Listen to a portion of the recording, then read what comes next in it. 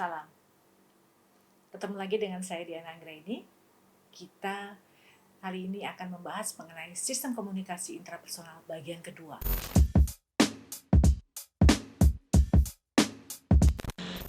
Yang merupakan materi pada pertemuan kelima pada mata kuliah Psikologi Komunikasi. Oke. Seperti biasa, kita harus membahas dulu capaian pembelajaran dari kuliah kita hari ini. Yang pertama adalah mahasiswa mampu mengetahui dan memahami apa itu komunikasi intrapersonal. Kemudian mahasiswa diharapkan memiliki kemampuan mengenali bentuk-bentuk komunikasi intrapersonal. Kemudian mengetahui dan mengenali proses pengolahan informasi. Dan juga mengetahui serta memahami pengertian perhatian, memori, dan berpikir. Materi kuliah kita hari ini merupakan kelanjutan dari materi minggu kemarin. Ya, kalau minggu kemarin kita sudah bicara tentang stimuli dan persepsi, ya, maka sekarang kita akan membahas sisanya, ya kan? Oke, kita mulai dari pembahasan mengenai apa itu perhatian, ya. Perhatian itu merupakan atau bahasa Inggrisnya attention gitu ya, merupakan proses mental ketika stimuli menjadi menonjol ya dalam kesadaran di saat stimuli lainnya melemah. Di ruangan ini banyak stimuli ya, tetapi fokus saya saat ini adalah menghadap kamera. Itulah yang dikatakan sebagai perhatian. Ya, perhatian ini terjadi ketika seseorang mengkonsentrasikan lebih pada salah satu indera dan kemudian mengenyampingkan masukan dari indera lainnya. Ketika saya fokus ke depan sini, saya nggak akan ada suara apa di samping saya tidak akan menoleh karena saya fokus ke depan sini. Ya. Nah, kita bisa lihat sebenarnya faktor penarik perhatian itu apa aja sih? Kita bisa lihat secara internal dan eksternal. Kita bahas satu persatu. Faktor internal ini adalah terkait dengan gerakan. Fokus pada objek yang bergerak. Misalnya display, iklan, suara. Ya. Bisa tuh kita ada suara, kita nengok ke sana. Oke. Kita ada iklan, kita lihat, kita lagi nyupir nih, ya, kita lagi nyupir naik mobil atau naik motor, kemudian kita lihat ada pelang gede iklan, kita lihat ke sana. Hati-hati nih. Ketika kita ngeliat ke atas, di depan ada mobil berhenti, kita nggak tahu kita nabrak. Ya, jadi hati-hati. Gitu. Nah, kemudian kita juga bisa lihat display. Display itu misalnya papan berjalan, papan informasi berjalan tuh. Ya kan? Kita kadang-kadang aduh, apa tadi cepat banget. Kita perhatian, kita nunggu. Kalau di TV itu biasanya ada news stick ya. Kalau kita udah telat ini padahal beritanya asik tuh. Wah, kita tungguin lagi nanti sampai di jalan lagi. Oh, ternyata maksudnya ini. Ya, kemudian faktor internal lainnya adalah intensitas stimuli. Fokus kepada stimuli yang lebih menonjol dibandingkan pada stimuli yang lain. Sehingga apa? Kita menemukan sesuatu yang baru. Ya. Dari persepsi yang kita sudah pahami sebelumnya. Faktor internal juga yang menjadi penarik perhatian bisa juga terjadi karena pengulangan yang disertai variasi. Ya kan? Karena kan, oh ternyata yang tadi begini, sekarang yang ini. Oh berarti ada perbedaan, jadi kita harus apa? Kita harus melakukan apa? Nah, kita bisa lihat ya, sekarang kalau tadi faktor internal, sekarang kita lihat faktor eksternalnya. Faktor eksternal kita bisa lihat, yang pertama adalah faktor biologis. Ya. Biologis ini kan ada salah satu kebutuhan dasar selain sandang pangan papan ya, gitu ya. Selain kebutuhan dasar itu kan kalau menurut Maslow itu ada sandang pangan papan. Berarti pangan, ya. Pangan tuh misalnya kita lapar. Fokus nggak ngerjain yang lain? Kayaknya enggak deh. Lapar ya fokusnya pada makanan. Udah di pikiran kita, aduh, saya lapar nih, kepengen makan apa ya, gitu. Aduh, saya lapar nih, nggak konsentrasi ngerjain yang lain. Mikirnya ke perutnya. Bagaimana ini harus diisi duluan perutnya. gitu. Akhirnya menjadi prioritas kan. Oke, makan dulu baru kita kembali beraktivitas. Kemudian ada faktor sosiopsikologis. Ya. Faktor sosiopsikologis ini kalau dalam ilmu komunikasi ini adalah kognitif. Ayo coba apa itu kognitif? Oke, kaitannya dengan pengetahuan, kaitannya dengan intelektual. Ya kan? Kemudian yang kedua apa? Afektif atau emosional. Ya, saya senang, saya marah, saya bahagia, saya kecewa, saya sedih.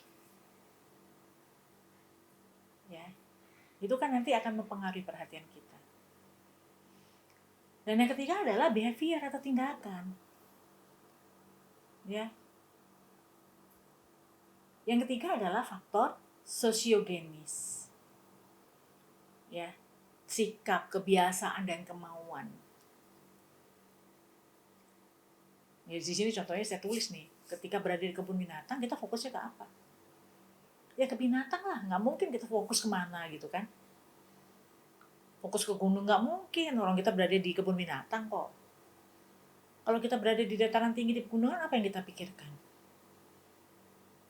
Oh, udara segar misalnya. Nggak mungkin kita mikirin kebun binatang. Nah itu ya, ini yang dikatakan sebagai faktor pembentuk perhatian gitu ya, atau penarik perhatian. Nah, saya ingin kalian melihat gambar berikut ini. Menurut Anda gambar apa ini? Oke, sudah dijawab nih ya. Ada gambar perempuan, ada gambar laki-laki, ada gambar 2 orang. Apa lagi?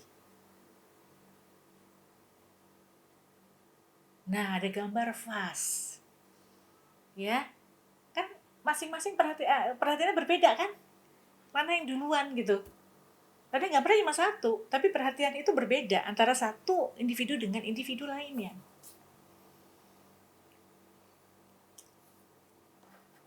Ya, oke, itu tadi adalah terkait dengan perhatian.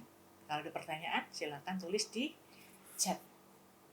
Ya, saya lanjut lagi sekarang ke proses memori. Oke, aduh kalau ingat lagu memori ya, dulu ada tuh ya, memori apa dan segala macam. Tapi kita bisa lihat ya, memori itu sebenarnya adalah satu sistem yang sangat terstruktur pada tubuh ya. Ini menurut Crick ya, menurut Crick tahun 1979. Pada tubuh suatu organisme dan digunakan untuk menyimpan, menahan, menggunakan, memanggil kembali suatu informasi. Disimpan loh. Makanya nggak heran, aduh gue bete sama orang itu diinget terus menerusan kalau membuat kesalahan satu. Gitu kan?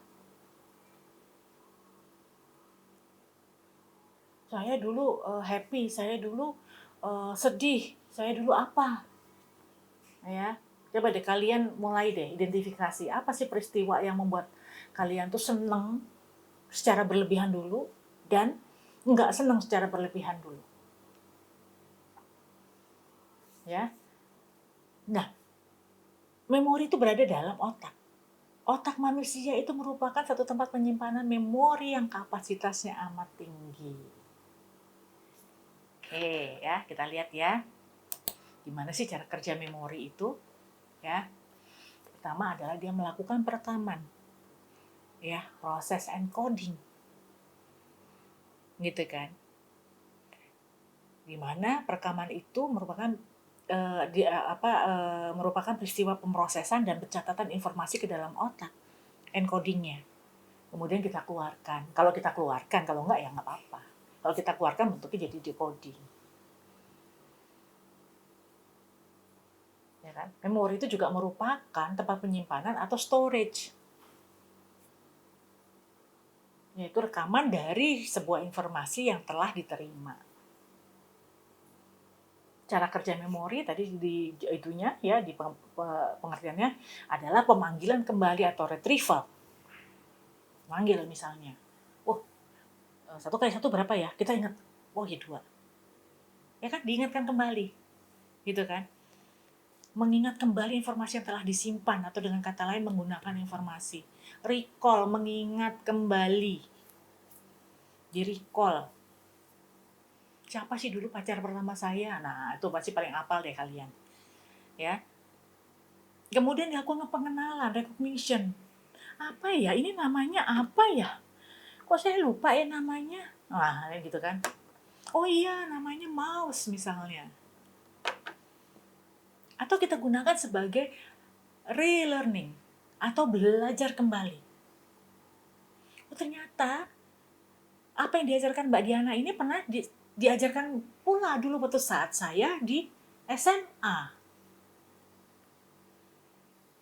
Gitu kan? Oh, jadi saya jadi udah pernah diajarkan. Oh ya, ingat Mbak, misalnya seperti itu. Atau redintegration atau merekonstruksi. Nah, ini biasanya dipakai nih kalau misalnya dalam kasus-kasus kepolisian misalnya ya. Oh, terjadi kecelakaan, misalnya direkonstruksi, kejadian gimana, jam berapa, apa yang kamu lakukan, kenapa sampai bisa begini, dan segala macam. Itu dia rekonstruksi. Sebenarnya nggak hanya polisi sih ya, kalau misalnya kayak kita juga merekonstruksi misalnya, gue tadi lupa ya naruh HP gue di mana ya. Nah, kita kayak mundur lagi.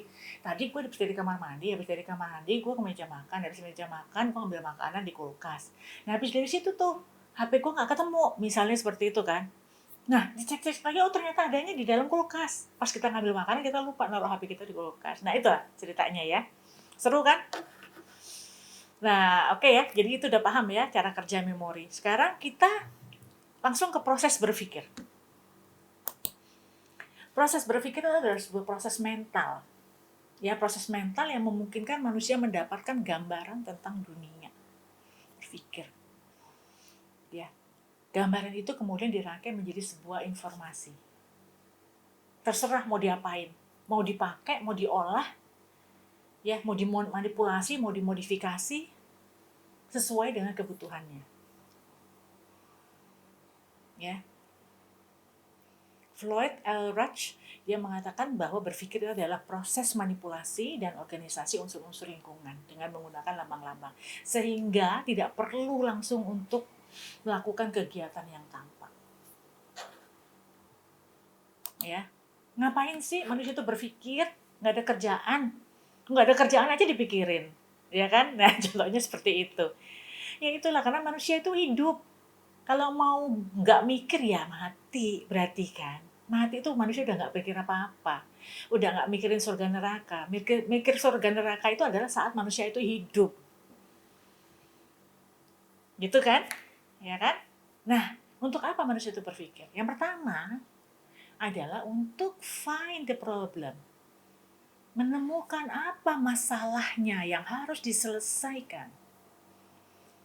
Jadi kaitannya dengan problem solving. Gitu kan, pokoknya cari masalahnya dulu. Aduh, kenapa ya pelajaran gue nilainya jelek ya, kenapa ya? Oh, ternyata gue kurang belajar. Dia udah tahu find problemnya, ada kurang dia belajar. Understanding reality, kenapa dia kurang belajar? Oh, ternyata kemarin saya lagi sibuk ngurusin apa, misalnya kegiatan keluarga atau apa, sehingga dia membuat decision making. Decision making itu berarti saya sudah harus kembali lagi fokus ke dalam proses pembelajaran yang saya jalani. Problem solving-nya, saya harus mulai giat belajar supaya apa, nilainya bagus. Ya kan? Kreativitasnya mungkin terkait dengan proses pembelajarannya. Jangan kreativitas untuk melihat, oh supaya saya dapat nilai bagus nyontek, enggak, jangan ya. Kreativitas itu misalnya gini, oh ya udah saya harus saya belajarnya saya lebih senang dengan cara seperti ini. Nah, ini akan lebih banyak cepat masuk ke saya. Nah, gunakan itu.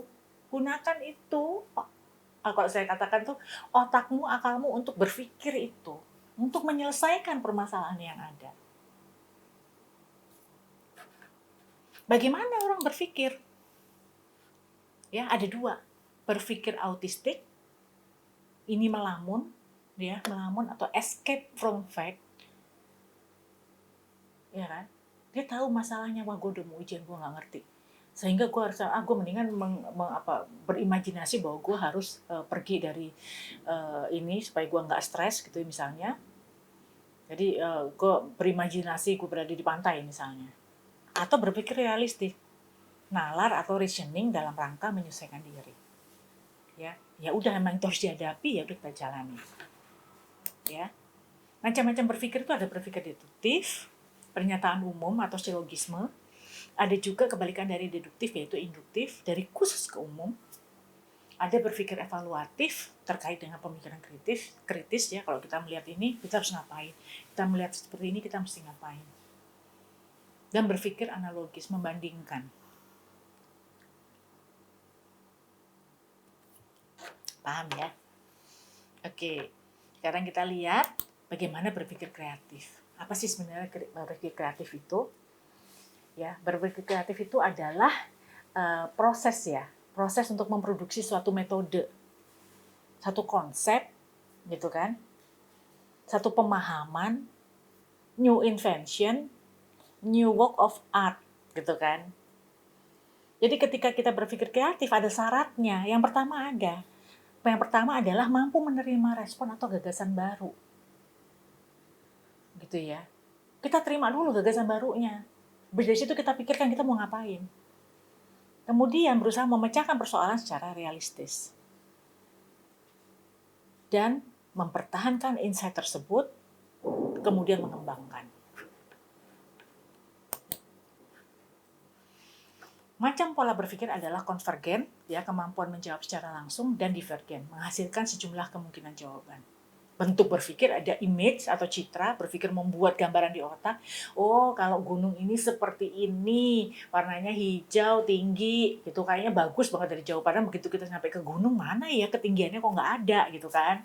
Kemudian ada verbal simbol, yaitu membayangkan dengan angka atau simbol atau matematika, ya, atau juga visual map, ya, peta gambaran. Jadi kita bisa membayangkan ketika kita melihat peta itu ini kemana ya, seperti itu. Nah, terakhir ini adalah berpikir kreatif, yaitu faktor yang mempengaruhi, Coleman dan Hamen dia mengatakan faktor yang mempengaruhi berpikir kreatif itu adalah satu, kemampuan kognitif tadi ya, pengetahuan dan intelektual, kemudian sikap terbuka terhadap stimuli yang ada, kemudian sikap bebas, otonom dan percaya diri, gitu ya. Jadi kita mesti paham bahwa di sini orang kreatif tidak senang digiring biasanya, tapi dia ingin menampilkan dirinya sendiri, semaunya dan semampunya. Terakhir, ini adalah gambar, ya. Saya ingin kalian membuat gambar ini, membuat satu garis menghubungkan titik-titik ini tanpa terputus. Oke, saya tunggu jawaban kalian minggu depan. Ingat ya, bahwa instruksinya adalah membuat garis tanpa terputus yang menghubungkan ke 9 titik ini. Demikian materi kita hari ini. Terima kasih dan salam Pancasila.